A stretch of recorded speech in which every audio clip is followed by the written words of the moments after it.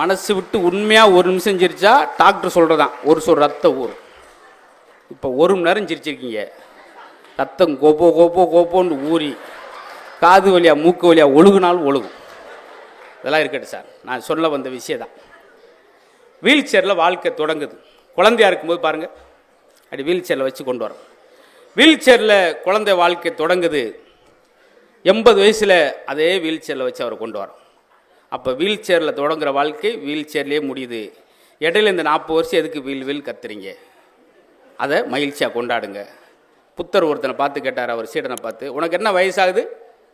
ஐயா 23. உன்னை பார்த்தா 73 மாதிரி தெரியுது, நீ 23 என்கிறாயே. இல்லை, நான் மகிழ்ச்சியாகவும் சந்தோஷமாகவும் வாழ்ந்த ஆண்டு 23, அதுதான் நான் வாழ்ந்த வாழ்க்கையாக உணர்கிறேன். அப்படிங்களா? ஒரே விஷயம், ஒரு ஆளுக்கு கஷ்டமாக இருக்குது, ஒரு ஆளுக்கு சிரமமாக இருக்குது சார். திருச்செந்தூர் கடற்கரையில் 2 சாமியார் சந்திக்கிறாங்க. சுவாமி வணக்கம் சுவாமி. பதிலுக்கு அவரும் சுவாமி வணக்கம். தாங்கள் எப்படி சுவாமியாக மாறினீர்கள்? அது பெரிய வேடிக்கை, கூறுங்களேன், ரசிப்போம். இளம் வயதில் கலாகலா என்று ஒரு பெண்ணை விரும்பினேன். காதல் கைகூடவில்லை, சாமியாராகி விட்டேன். என் கதை இருக்கட்டும், தாங்கள் எப்படி சுவாமியாக மாறினீர்கள்? அந்த சனியை முடிச்சு கலவை நான் தான் கல்யாணம் பண்ணேன். பார்த்தீங்களா சார்? உங்கள் மகிழ்ச்சியை உங்களை தவிர வேறு யாரும் அனுபவிக்க முடியாது, கொடுக்க முடியாது. நம்மளே உருவாக்கிட்டே தான் சார். சார், அசையும் சொத்தாக இருந்தாலும், அது அசையாத சொத்தாக இருந்தாலும், இந்த உடம்பு அசைகிற வரைக்கும் தான் சார் அந்த சொத்து நம்மளுக்கு. அதை வச்சுக்கிட்டு நம்ம ஒவ்வொரு ஆளும் என்னென்ன பேசுகிறோம் பார்த்தீங்களா சார்? ஒரு கோழி எப்படி சார் சொல்லுவோம்? சார் என்ன வெட்டக்கோழினே, முட்டை கோழினே, என்னே ஊற்ற தேவையில்லை, எல்லாம் 3 கிலோ இருக்கும் முட்டை கோழி அப்படின்னு சொல்லி கோழி அறிமுகப்படுத்துகிறோம். ஒரு ஆட்டுக்குட்டி எப்படி அறிமுகப்படுத்தும்? ஏன்னா இளம் ஆடுனே 17 கிலோ, கொழுப்பே கிடையாது. மனுஷனை எப்படி அறிமுகப்படுத்துவோம்? என்ன முனியாண்டினே 53 கிலோண்ணே, நெஞ்செலும்பு நல்லா இருக்குமுனே, சுவரொட்டிலாம் சூப்பராக இருக்குமுனே, அப்படியா சொல்லி அறிமுகப்படுத்துவோம்? 6 அடி உயரம் இருந்தால் கூட சிரிக்காத மகனுச்சுன்னா அவன் ஒரு உம்னா மூஞ்சிங்க. பாட்டுங்களேன், எல்லா இடத்துலையும் மேடையில் அழகுக்காக வைக்கிறது பூக்களத்தான் வைக்கிறாங்க. எதுக்கு? ஏன் எல்லாருக்கும் பூக்களை பார்த்தோன்னு பிடிக்கிறான்? சிரித்து கொண்டே இருப்பதனால் பூக்களை எல்லோருக்கும் பிடிக்கிறது. நீங்களும் சிரித்து கொண்டே இருங்கள், மக்கள் சிரிக்க வைக்கும் பாருங்கள். இந்த சமூகத்தில் பெரிய மாற்றத்தை உருவாக்குனவெல்லாம் சாதனையாளர். குடைவள்ளல் எம்ஜிஆர்ன்றோம். அவர்கிட்ட போய் ஒருத்தன் உதவி கேட்டால் அடுத்து எவன்ட்டுமே உதவி கேட்காத அளவுக்கு கொடுப்பார் என்று சொல்கிறோம். அவர் கற்றுக்கிட்டதே ஒரு நகைச்சுவாளர்கிட்ட தான். NS கிருஷ்ணன் அவர்கள் சொல்லி தான் எம்ஜிஆரே பிறருக்கு கொடுக்கணும், ஒரு நகைச்சுவாளர் சொல்லி தான் ஒரு கதாநாயகனே உருவானார். இதெல்லாம் வரலாறுல சொல்கிறோம். இப்போ இப்படி ஒரு சபை எல்லா இடத்துலையும் எங்களுக்கு அமையாது. நல்ல அழகாக உட்காந்து ஒவ்வொரு விஷயத்தையும் இதே நகைச்சுவை கஸ்தூரிபாய் ஜோக்கை ஒரு இடத்துல சொன்னேன். என்னாச்சுன்னு தெரியுமா? அதோடு என் கஸ்தூரிபாய் ஜோக்கு அன்னைக்கோட முடிஞ்சு. எல்லா இடத்தையும் சார் எங்கே பேசுகிறோம்ன்ற முக்கியம் இல்லை சார், யாரிடம் பேசுகிறோம் என்பதான் முக்கியம். நல்ல ரசிகர்கிட்ட, நல்ல ரசனை உள்ளாட்ட அவர் நல்லா பேசுகிறாருங்க யார் சொல்லுவான்னு தெரியுமா? நல்லா ரசித்தவனால தான் அதை சொல்ல முடியும் சார். உலகத்திலே சிறந்த ரசனையாளர் யார் தெரியுமா? TKC ரசிகமணி. அதற்கு ஒரு காரணத்தை சொல்கிறேன். இவர் மாதிரி உலகத்தில் ரசனை உள்ள மனுஷன் நீங்கள் பார்க்க முடியாது. அதுக்கு இந்த ஒரு சம்பவம் ஒன்று. அவர் பேரன் இறந்ததுக்கு கவிஞர் நாமக்கல் ராமலிங்கம் பிள்ளைகிட்டேருந்து ஒரு இரங்கல்ப்பா ஒரு கவிதை வருகிறது. அதை படிச்சுட்டு என்ன சொன்னார் தெரியுமா? TK ரசிகமணி அவர்கள், நல்லா இருக்குது, நல்லா எழுதியிருக்காங்களாம் சொல்ல, இதுதான் ஒரு ரசனையின் உச்சம். அவர் அந்த கவிதை இரங்கல்ப்பா படிச்சுட்டு சொல்கிறாரு, இப்படி ஒரு தமிழில் ஒரு அழகான இரங்கல்ப்பா வரும்னா நான் இன்னொரு பேரனையும் இழக்க தயார்ன்னு ஒரு மனுஷன் சொல்கிறான் சார். அந்த ரசனை வேணும் சார். நான் முந்தின நாள் ரசித்ததை உங்களுக்கு அப்படியே சொல்கிறேன். ராவா எதுலேயுமே எந்த பில்டப் இல்லாமல் சொல்கிறேன். எனக்கு ஒரு மீன் வச்சாங்க, வறுத்த மீன், இலை வச்சு தட்டு வச்சு மேலே ஒரு ரவுண்டாக ஒரு வெங்காயம் வச்சாங்க.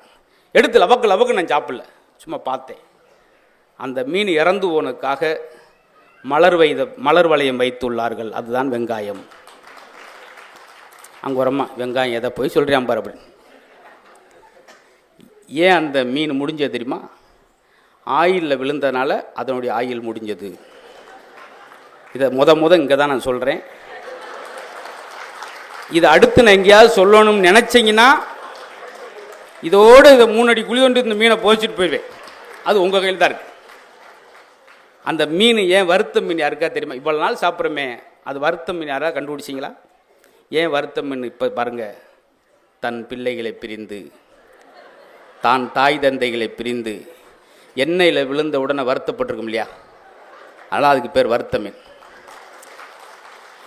இந்த வலுக்கட்டாமல் கைதட்டுற தைசி நேர்த்திருங்க. ஒரு அம்மாளம் தான் வறுத்த மீன், நாங்காண்டா இப்போ வருத்தப்பட்டு கிடக்கோம் ஏன் வந்தோம்னு இப்படி வருத்தப்பட்டு கைதட்டாங்க. இன்னும் இருக்குது, இன்னமும் இருக்குது அப்படின்னு. அந்த மீனே சேர்த்துட்டு ஜோக்குன்னு சாக மாட்டேங்குது. அதுக்கடுத்து அந்த மீன் அந்த இலையை பார்த்து சொல்லுது, இது பூரா நானாக பண்ணது சார், நானாக ஒரு மீனை பார்த்து ரசிச்சது. இது மாதிரி ஒவ்வொன்றையும் ரசித்தோம்னா நம்மளுக்கு 5 ஆண்டுகள் அதிகம் சொல்கிறேன். அந்த மீன் அந்த இலையை பார்த்து சொல்லுது, நீயும் வாழலை நானும் வாழலை, கீழே தட்டு. இது அடித்தட்டு மக்களுக்கும் போன்றதை அதை நான் சொல்கிறேன். அடியில் தட்டு. ரொம்ப நன்றி. அம்மா கோச்சிட்டு போகிறீங்களா? வருத்த மீனுக்கு அவங்க வருத்தப்பட்டாங்க, இந்த மீன் வருத்தப்பட்டுச்சு, அவங்க வருத்தப்பட்டான் பாவம். இப்படி சின்ன சின்னதாக சார் பாலியல் தொடங்குகிற வாழ்க்கை பாலியலே முடிகிறது சொல்கிறோம். ஆனால் நான் நேரத்தை எப்பயுமே இந்த கவனிக்க மறந்துடுவேன். ஆனால் நல்ல எனக்கும் சரி என் தம்பிக்கும் சரி எல்லா இடத்துலையும் இப்படி பேசிட முடியாது. இவ்வளோ நேரம் நான் 10 நிமிஷத்தில் முடிச்ச இடமும் உண்டு, பேசாமல் இந்த பக்கம் ஏறி அங்கிட்டு இறங்கின இடமும் உண்டு. அப்படியெல்லாம் நடந்திருக்கு. அன்றைக்கெலாம் நான் கேட்கவே இல்லை. இதான் அழகாக வந்தாங்க, தம்பிக்கு அழகான புத்தகங்கள், அந்த புத்தகத்தை பூரா தம்பி படிச்சுட்டு அடுத்த வாரமே பேசிடுவார். ஆனால் ஒரு ஆள் புத்தகம் எழுதியிருந்தார், 100 ஆண்டு காலம் நோய் நொடி இல்லாமல் வாழ்வது எப்படி.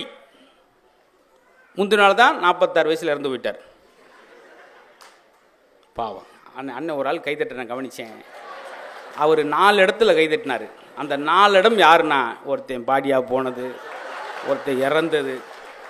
இது ஒரு வகையான ரசனை பார்த்தீங்களா? ஆச்சரியமாக இருக்கும் இந்த மாதிரி. சார் ஒன்று வேணா,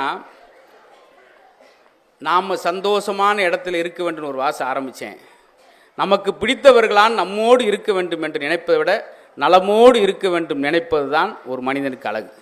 இதை நான் சொந்தமாக சொல்ல, ஒரு பேப்பரில் ஒரு புத்தகத்தில் படித்து சொல்கிறேன். கைதட்டுறீங்க பார்த்தீங்களா? இதுக்கு தான் சார் வள்ளுவருடைய குரல்லே அழகான குரல் 2 இருக்குது சார். அந்த 2க்கு மட்டும் ஒரு சின்ன விளக்கத்தை சொல்லிட்டு அதுக்கடுத்து நீங்கள் இருந்தீங்கன்னா பேசும். ஒருமை கண் தான் கற்ற கல்வி எளிமையும் ஏமா புடைத்து. ஒரே ஒரு முறை கற்ற கல்வி 7 ஜென்மத்துக்கும் கூட ஒன்று வருதுன்னா அது கல்வி மட்டும்தான் சார். கொடுக்க கொடுக்க குறைவது செல்வம், கொடுக்க கொடுக்க வளருவது கல்வி சார். அதில் வள்ளுவர் குரலில் அந்த இன்னொன்று பாருங்கள், அன்புடைமை ஒரு அதிகாரத்தில் இருக்கும் 40 50, அருளுடைமை பக்தி 70 80 ஒரு அதிகாரத்தில் இருக்கும். ஆனால் ஒழுக்கமுடைமை பாருங்கள் 100வது அதிகாரத்தில் இருக்கும்.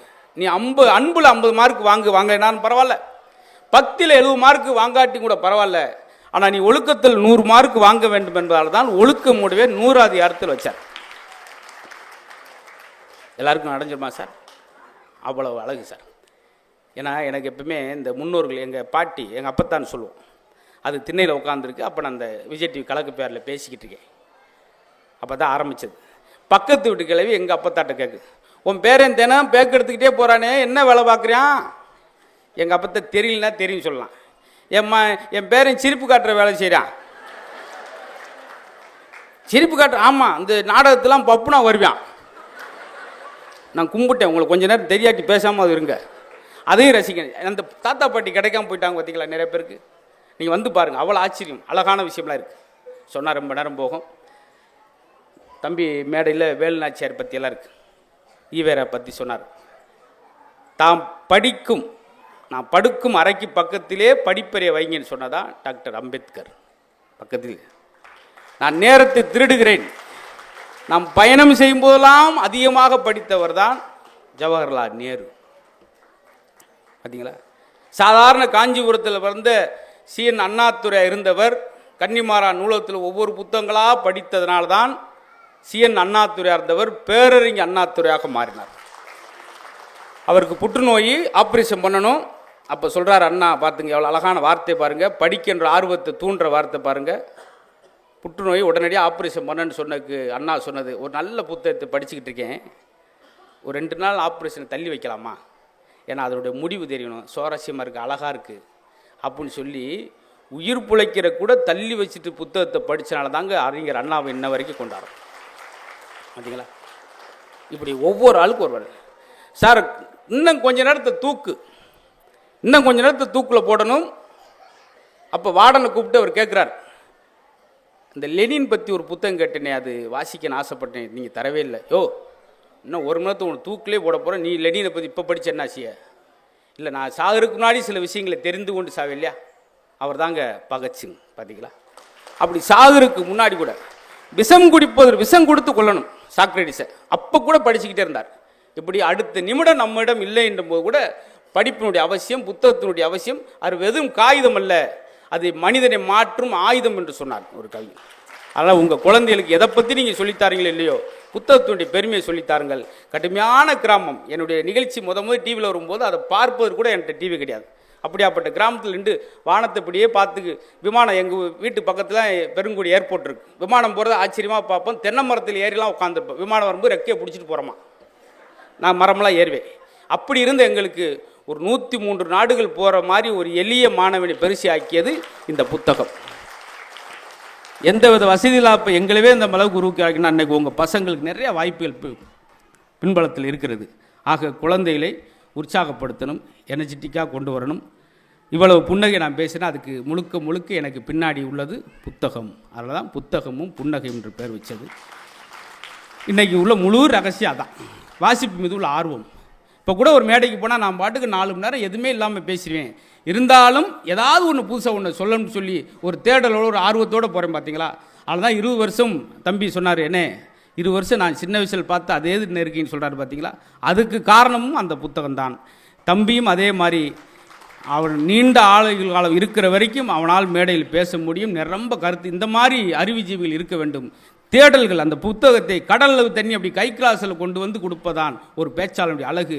நிரம்ப படித்து இந்த மேடையில் படைக்க வேண்டும். நீங்களும் இந்த புத்தக திருவிழாவை இன்னும் சிறப்பாக, இன்னும் பெருமையாக, இன்னும் விசாலமாக நடத்துங்கள். அறிவு செல்வங்கள், ஏதாவது கோயில் இல்லா ஊரில் குடியிருக்கக்கூடாது அப்படின்னு சொல்கிற விட, புத்தகம் ஒரு காலத்தில் வீடு கட்டும்போது திண்ணை இல்லாமல் கட்ட மாட்டாங்க. அப்புறம் வீடு கட்டும்போது பெட்ரூம் இல்லாமல் கட்ட மாட்டாங்க. அப்புறம் இப்போ வீடு கட்டுறப்ப என்ன செஞ்சாங்க, பூஜை அறை இல்லாமல் வீடு கட்ட மாட்டாங்க. இப்போ ஹோம் தேட்டர் இல்லாமல் வீடு கட்ட மாட்டேங்கிறாங்க. ஆனால் ஏதாவது ஒரு வீட்டில் புத்தக அறையோடு வீடு கட்டிருக்கீங்களா சார்? இனிமேல் இந்த நிகழ்வை கேட்குறவங்க அந்த சின்ன மூலையில் ஒரு பக்கம் ஒதுக்குங்க. இனிமேல் வீடு கட்டும்போது ஒரு ரொம்ப வேணாம், ஒரு 4க்கு 4 அளவாவது புத்தகரை வச்சு 4 புத்தகம் குழந்தை படிக்குதோ இல்லையோ சும்மாவாவது திருப்பி பார்க்கட்டும். அதை செஞ்சால் போதும், நேர்மறை எண்ணம் உருவாகும். ஏன்னா ஈண்ட மொழி பேரன் கீழே விழுந்துன்னு ஓடுவோம், சாதத்தை தூக்கிட்டு. பார்த்து சொல்லுங்கள் சாமி, பேரன் குப்பறக்க விழுந்துட்டான், அதுக்கு என்ன சாமி? அதுக்கு அந்த கல் எடுத்து ஓரம் போட்டால் விழ மாட்டான்.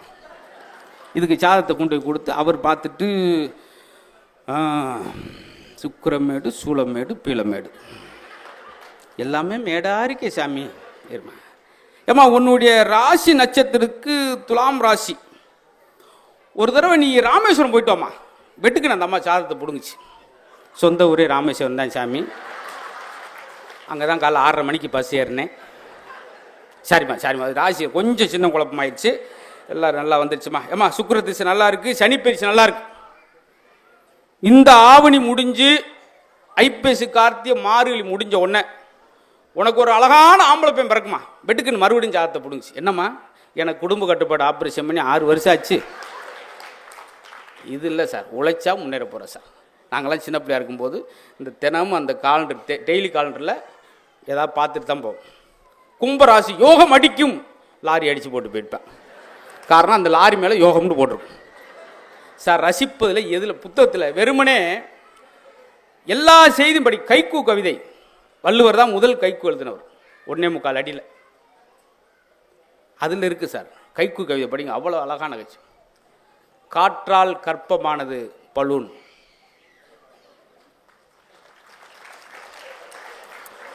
ரொம்ப சூடேறி அங்கே 3.25 கிலோமீட்டருக்கு அங்கிட்டு ஒரு ஆள் கைதட்டி, அதை இவர் இங்கே பார்த்துட்டு இவர் எதுக்கு தட்டான்னு இவர் யோசிச்சு, அப்புறம் ஒட்டு மொத்தமாக நீங்கள் சேர்ந்து கைதட்டங்குள்ளி நான் செங்கல்பட்டு தாண்டி செவனேன்னு போய்கிட்டு இருப்பேன். என்ன காற்றால், அது நீங்கள் ரொம்ப சொன்னாதான் கேட்க மாட்டேங்கன்னு சுருக்கி சொன்னேன், அதுக்கும் சுருக்கிட்டீங்க. முன்னாலாம் நாங்கள் தம்பியெல்லாம் அசத்து பேரில் பார்க்கும்போது நீளமாக நகைச்சி சொல்லுவோம். இப்போல்லாம் கேட்குற நேரம் கிடையாது, எந்திரிச்சிடறேன். அன்றைக்கெல்லாம் பேசியிருக்கேன், முன்னுக்கு ஒருத்தர் யூடியூப் பார்த்துக்கிட்டே இருக்கேன், என்ன இந்த ஜோக்கை விட்டுட்டீங்க பாருங்க, அதை தாண்டா நேரடியாக சொல்லிக்கிட்டு இருக்கேன். இப்போ எல்லாமே நானும் கைக்கு நகைச்சா சொல்ல ஆரம்பிச்சிட்டேன். எங்கள் தாத்தா பொசுக்குன்னு போயிட்டாரா, அப்புறம் பொசிக்கிட்டோம்.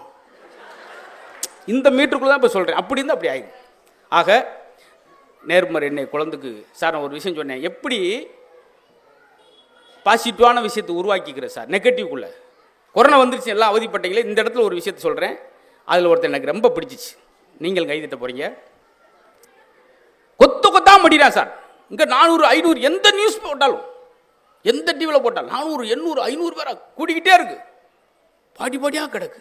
அதில் ஒருத்தன் இந்த ஆளுக்கு மெசேஜ் பண்ணுறான், ஊரெல்லாம் பரவுது கொரோனா, நான் உன் கனவுல வர்றேனா.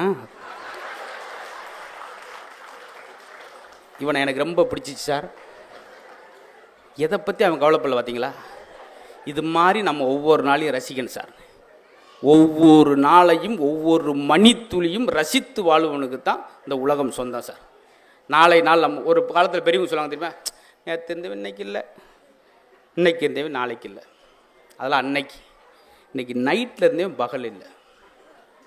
நேற்று என் கூட தான் மாப்பிள்ள 11 மணிக்கு 2 புரோட்டா சாப்பிட்டு வந்து படுத்தேன், 12:45 அப்படின்னா டப்புண்டு நெஞ்சடிச்சு.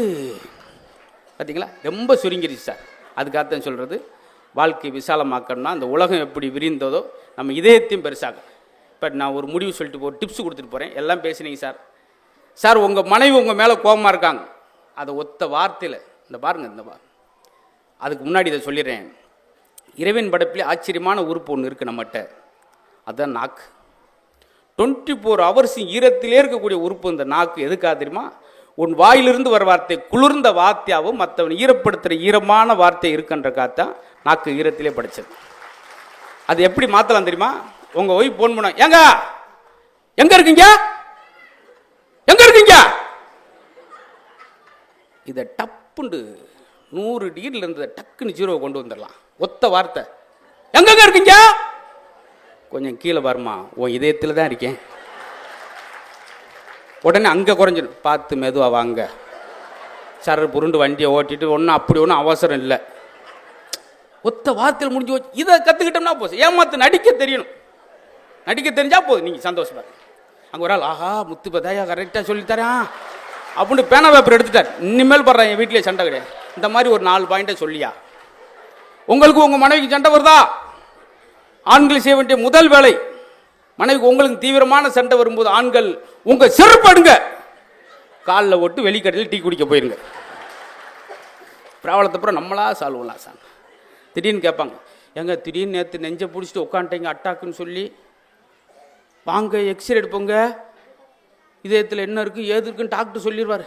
வேணாம்மா வேணாம்மா, ஏங்க இப்படி அடாவடியாக இருக்குங்க, வாங்க ஏதாவது ஒன்று இதயத்தில் என்ன இருக்குது ஏதுக்குன்னு சொல்லிடுவார். வேணாம்மா, இங்கேருந்து போய் எக்ஸ்ரே எடுத்து 2000 ரூபா செலவு பண்ணி எதுக்கு, இதயத்தில் நீதானமாக இருக்க, 5 நாளைக்கு ஐரமீன் குழம்பு கிடைக்கும். இப்படியே ஏதாவது ஒன்று கேட்டுக்கிட்டே இருங்க. காலைல எந்திரி 7 மணிக்கு, ஏப்பா அன்னைக்கு சாயந்தரம் மழை வருமா லட்சுமி, ஏங்க என்கிட்ட கேட்குறீங்க, நானா வானிலை அறிவிப்பாளரா, இல்லை சாயந்தரம் 5 மணிக்கு மழை வருமா, ஏங்க என்கிட்ட கேட்குறீங்க, மழை வர்றது அப்புறம் மயிலுக்கு தெரியாதா, தொடர்ச்சி ஐரமீன் குழம்பு தான், ஓவம் முகரையை கண்டுக்கிட்டு அப்படி சொல்லக்கூடாது, சொன்னா போச்சு. ஆனால் எல்லாத்தையும் மாற்றணும் சார். எல்லாரும் மனைவிக்கு என்ன சார் கிஃப்ட் கொடுப்பாங்க, சேலை வாங்கி கொடுப்பாங்க, மோதிரம் வாங்கி கொடுப்பாங்க. பிறந்த நாளுக்கு ஒருத்தர் 4 அடி நீளத்தில் சௌரி முடி கொடுத்தேன். அந்த அம்மா வாங்கிட்டு பட்டக்குன்னு கட்டப்பைக்கில் வச்சு, ஏங்க இதை போய் கொடுத்து நான் யார்கிட்ட போய் இதை காமிக்க முடியும், நல்லா கிஃப்ட் கொடுத்தீங்க. மித்த கிஃப்டெல்லாம் இன்னொருத்தையும் செய்கிறதுடியே, இந்த கிஃப்டை நானே செஞ்சுடி. நீங்களவா எப்படி, தினம் உன் சாப்பாடுக்கு ஒவ்வொரு முடியாக எடுத்து எடுத்து நூலில் கட்டினா சார், அவன் எவ்வளோ பெரிய பொறுமைசாலி பாருங்க சார், கோப்படாமல் வெறுக்காமல் எவ்வளோ பொறுமையாக வாழ்ந்துருக்கான் பாருங்க. அது மாதிரி சின்ன சின்ன விஷயம் இருக்குது சார். இது அவ்வளோதான். எல்லோரும் டிப்ஸ் கொடுப்பான். நான் எனக்கு ஒருத்தன் டிப்ஸ் கொடுத்தேன். பேங்கில் ஒருத்தன் பேனா கேட்டார், டக்குன்னு பேனா கொடுத்தேன். என் பின்னாடி ஒருத்தன் சொரிஞ்சான், சார் டிவியில் ரைட்டு தான், விவரம் தெரியாத இருக்கீங்க, பேனா கேட்டோன்னு அப்படியே கொடுக்குறீங்க, கொண்டு போயிடுவாங்க சார், மூடியை கலத்திட்டு கொடுங்க.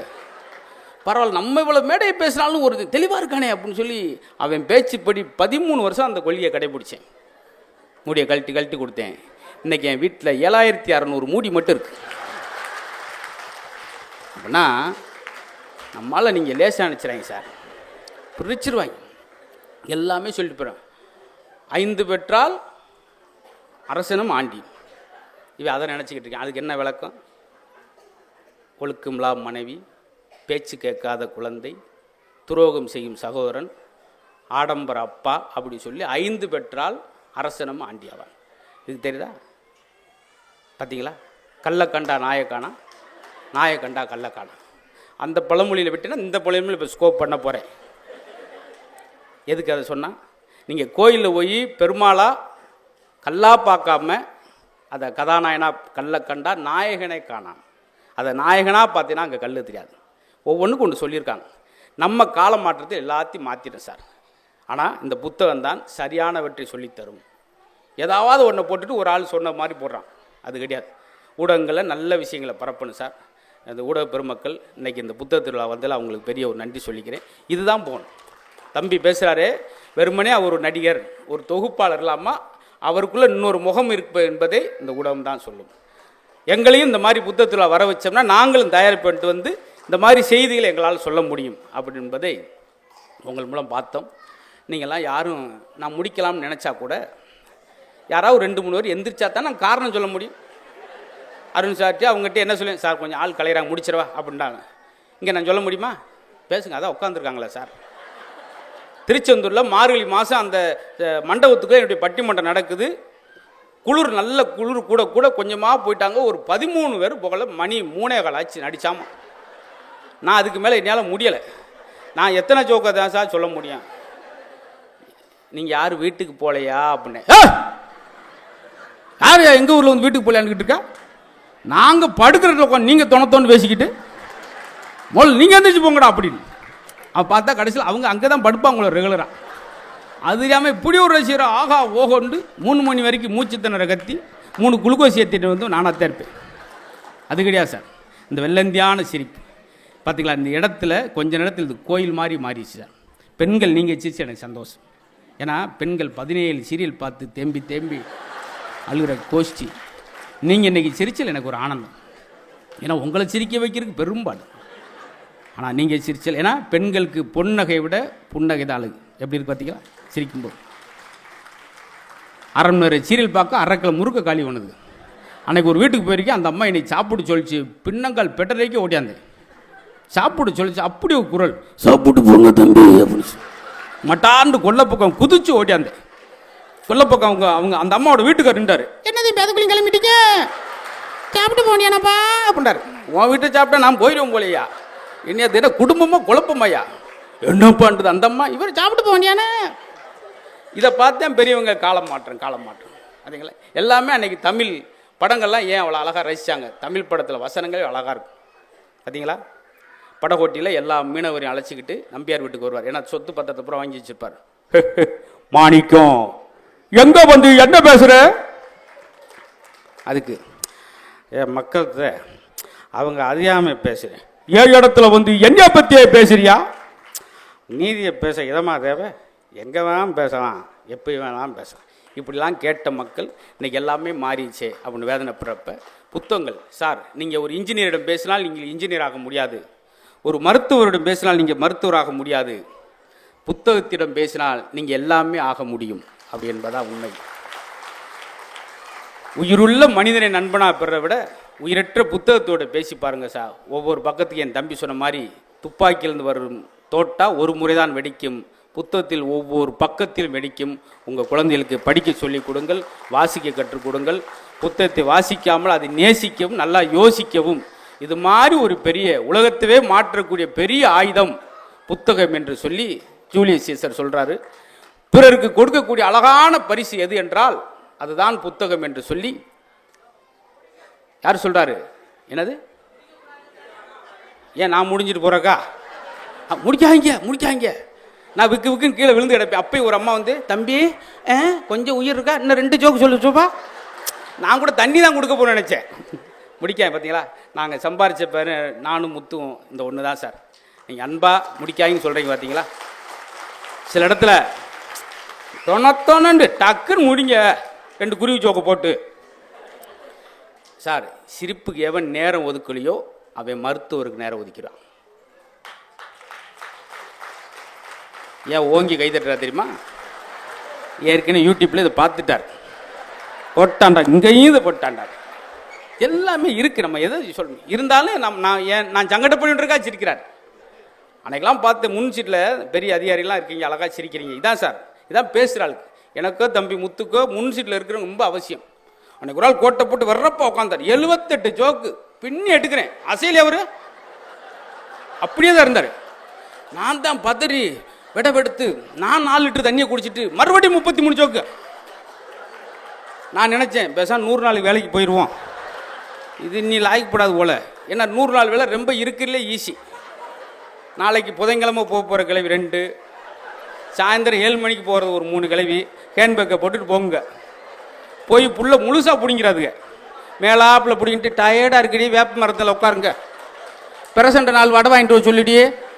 எக்கா அவன் வடை இல்லைன்றான், அடுத்த வருஷம் அவனுக்கு ஓட்டு போடாங்கடி. ஏறு ஒரு உளுந்த வடை வாங்கி தரலைன்றக்காக அவனுக்கு ஓட்டு போடக்கூடாதான். அது மாதிரி 100 நாள் வேலை போயெல்லாம் முடிவண்ணேன். அப்படி உட்காந்துருக்கார் வெறப்பா.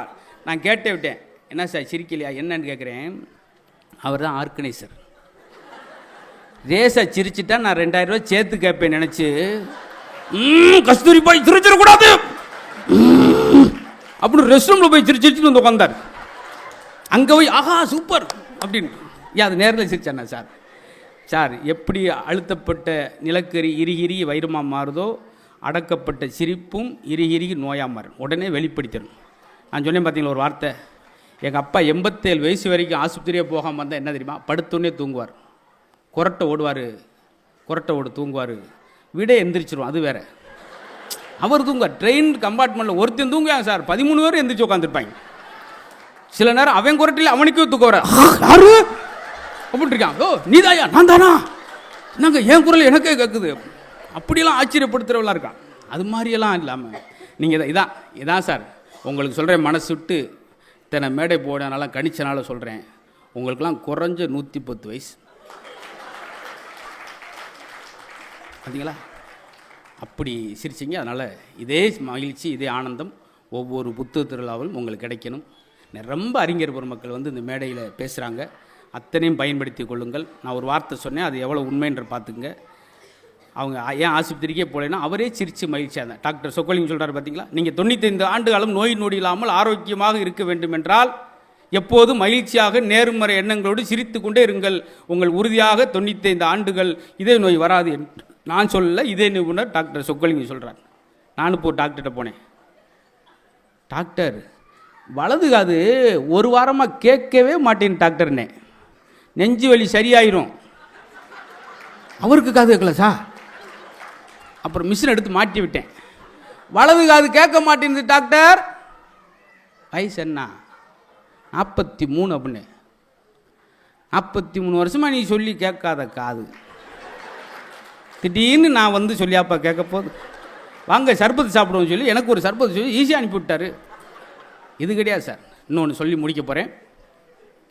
வந்தான் இந்த இடத்துல தட்டி, டாக்டர் கண்ணு மங்களா தெரியுது, உங்களுக்கு உண்மையிலே மங்களத்தையும் தெரியுது, நான் செக்யூரிட்டிப்பா. டாக்டருக்கு அந்த ரூம்புக்கு அங்கே போய் பாருங்க. போனேன், டாக்டர் சொல்லுங்கள் என்ன செய்யுது, கண்ணு அப்படியா, படுங்க, இந்த மருந்தை ஊற்றுறேன், எரிச்சலாக இருக்கா, சரிங்க படு, மேலே ஊற்று, எப்படி இருக்கு, இல்லை இனிப்பாக இருக்கு, இன்னும் கொஞ்சம் ஊற்றுங்க. டாக்டருக்கு என்ன தெரியாமல் வாயில் ஊற்றி விட்டுருக்காரு. எப்படி தேடி போயிருக்கான் பாருங்க. வாங்க அப்படின்ட்டு அந்த லாரியில் இருக்கிற அந்த நம்பர் பிளேட்டை படிக்க தெரியல டாக்டர். ஆப்ரேஷன் பண்ணித்தான். ஆப்ரேஷன் பண்ணி முடிச்சுட்டு அந்த லாரியில் உள்ள நம்பர் பிளேட்டை பாருங்க, லாரியவே காணாமே டாக்டர் அப்படின்னா செக் பண்ணி பார்க்குறாரு, மிஸ்டேக் நடந்து போச்சு. அவன் வலது கண்ணை சொன்னா இவர் இடது கண்ணை படிப்பிட்டார். பயப்புறாரு, என்ன செய்ய போகிறானோன்னு போய் பயந்து, தம்பி முருகேசன் சார் ஒரு சின்ன ரிக்வஸ்ட்டு சொல்லுங்கள் சார், எதுவும் பிரச்சனை பண்ணவனா நஷ்ட இடம் நான் கொடுத்துட்றேன், சொல்லுங்கள் சார், நீங்கள் வலது கண்ணை சொன்னீங்க, நான் இடது கண்ணை பண்ணிட்டேன். ஆட விடுங்க சார், இது ஒரு பெரிய குபீர் ஆயிடுச்சு இவருக்கு. என்ன கண்ணவே மாற்றி பண்ணிட்டான், அசால்ட்டை விடுங்கன்ற. ஏன் தம்பி உன் கூறுவார் தெரிஞ்சா நான் ஆரம்பத்தில் கண்ணை மாற்றி சொன்னேன் அப்படின்னா ஏன்னா இவன் இப்படி பண்ணுவான்ட்டு அவனுக்கே தெரிஞ்சிருக்கு. இவன் ஆள் சரியில்லாமல் இருக்காரு, நம்ம தொடக்கத்தில் மாற்றிடுவோம். இல்லாட்டி என்ன ஆகும் பார்த்துருக்கீங்களா? ரொம்ப பிரமாதம். என்கிட்ட வந்து 7,30,000 ஜோக்கு இருக்குது. அத்தனை சொன்னால் நீங்கள் வாட்டு உட்காந்துக்கிட்டே இருப்பீங்க. முத்துக்குமர் நினைப்பார், ஏன்னா நானும் பேசியிருப்பேனே அப்படின்னு. இருந்தாலும் எல்லாமே தேன் மாதிரி அளவாக இருக்கணும். கொஞ்சம் நகைச்சியோடு நாங்கள் போனால் தான் அடுத்த வருஷம் எங்களை கூப்பிடுவீங்க. எல்லா நகைச்சியும் சொல்லிட்டேன்னா எல்லாம் முடிஞ்சு அப்புறம் எதுக்கு நினைப்பீங்க. அதனால் வேணும் பேச்சுக்கலை, அருமையான கலை. அது எனக்கு ஒரு எளிய கிராமத்தில் பிறந்து படிப்பறிவில்லாத அம்மா அவங்க என்னை இந்த அளவுக்கு கொண்டு வந்திருக்காங்கன்னா, அம்மா வந்து எனக்கு உலகத்துக்கு அறிமுகப்படுத்தினாங்க. இந்த தமிழ் தாய் தான் எனக்கு உலகம் மட்டும் இல்லாமல் எல்லா நாட்டுக்கும் அழைத்திட்டு போனது. அதற்கு காரணம் புத்தக வாசிப்பு. ஒரு பஸ் ஸ்டாண்டில் நின்று ஒரு கடலை பருப்பு வாங்கி குறித்தா கூட அந்த கடலை குறிக்கிறோட அதில் நான் பேப்பரில் எழுத்த குறிப்பேன். அதில் எங்கேயாவது நகைச்சுத்தூணு இருக்கான்னு தேடுவேன். அந்த ஒரு சின்ன விஷயம் என்னை இவ்வளோ வருஷம் மாற்றினதுக்கு காரணம் புத்தகம் என்பதை என் வாக்கு மூலமாக சொல்லி உங்கள் குழந்தைகளுக்கு சொல்லிக் கொடுங்கள். எப்போதும் அன்போடு இருங்கள், பாசமாக இருங்கள், நேசமாக இருங்கள் என்று சொல்லி திருவள்ளூர் மக்களை அத்தனை பேர் அன்போடு வணங்கி உங்களிடம் அன்போடு விடைபெறுகிறேன். நன்றி நன்றி நன்றி.